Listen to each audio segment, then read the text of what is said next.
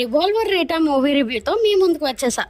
Movie స్టోరీలోకి వెళ్తే heroine ఇంట్లో అనుకోకుండా బాగా పేరు మోసిన డాన్ చనిపోతాడు. ఆ డాన్ కొడుకు సునీల్ గారు ఈ మూవీకి విలన్.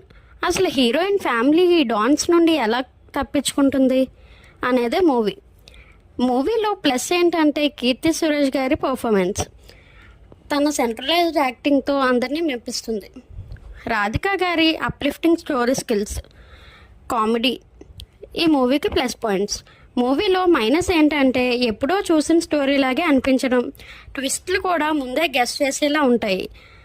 అంతా కొత్తగా థ్రిల్లింగ్ ఎలిమెంట్స్ ఏమీ ఉండవు. మూవీలో ప్రతి ట్విస్ట్ మనకి తెలిసినట్లే ఉంటుంది. సో థియేటర్ ఎక్స్పీరియన్స్కి మూవీ వర్త్ కాదు. ఓటీటీలోకి వస్తే చూసుకోవడం బెటర్.